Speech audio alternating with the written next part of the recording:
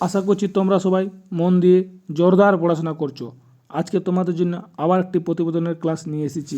এটা হলো প্রতিবেদন ক্লাস নম্বর 16। তোমাদের জন্য টোটাল 30টা প্লাস প্রতিবেদন করিয়ে দেব। সবই গুরুত্বপূর্ণ প্রতিবেদন রচনা ক্লাস। এটা হলো আজকের প্রতিবেদন ক্লাস নম্বর 16। আজকের বিষয় হলো পলিথিন নিষিদ্ধকরণ।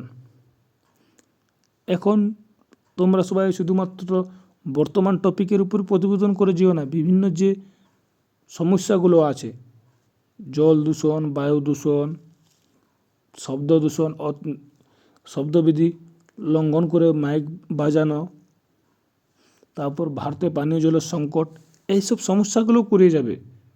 শুধুমাত্র এই সম্প্রতি টপিকগুলো করিয়ে গেলাম না, শুধুমাত্র এই টপিকগুলো করিয়ে যাবে। কারণ এখান থেকেও বর্তমান সমস্যা কী কী সমস্যা আছে সেইগুলো নিয়েও প্রতিবেদন রচনা দিতে পারে। তার জন্য তোমরা ওইগুলো করে যাবে, তোমরা সবগুলা করিয়ে দেব। প্রতিবেদন নিয়ে কোনো চিন্তা করার দরকার নেই। প্রতিবেদন এবং রিপোর্ট নিয়ে কোনো চিন্তা করো না, আমি সবগুলো করিয়ে দেবো, প্রতিবেদন রিপোর্ট দুটোই। তো চলো শুরু করে যাও। আজকে প্লাস্টিক দূষণ নিয়ে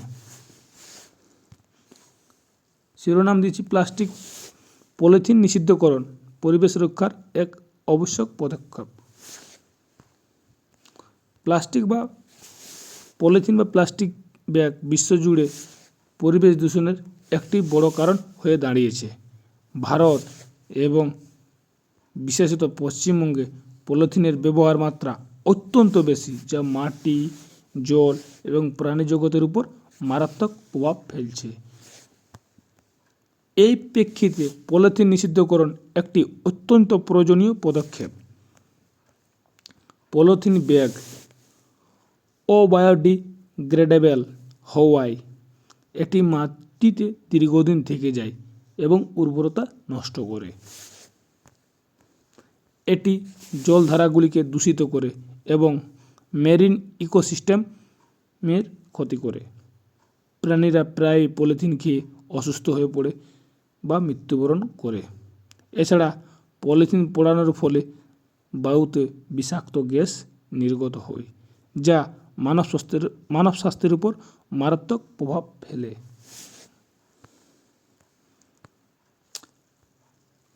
পলিথিন নিষিদ্ধ করার মাধ্যমে আমরা পরিবেশ রক্ষার গুরুত্বপূর্ণ ভূমিকা রাখতে পারি। এটি মাটি ও জলের দূষণ কমাবে, বন্যপ্রাণীদের জীবন রক্ষা করবে, পাশাপাশি পুনর্যোগ্য ও পরিবেশ বান্ধব বিকল্প যেমন কাগজ, কাপড়ের ব্যাগ ইত্যাদি ব্যবহার উৎসাহিত করা প্রয়োজন। তবে পলিথিন নিষিদ্ধকরণ কার্যকর করতে কঠোর আইন প্রয়োগ, পাশাপাশি জনসচেতনতা বাড়ানো অত্যন্ত জরুরি। জনগণকে পলিথিনের ক্ষতিকর প্রভাব সম্পর্কে অবগত করা এবং তাদের পরিবেশ বান্ধব অভ্যাস গড়ে তোলার জন্য প্রচার চালানো প্রয়োজন।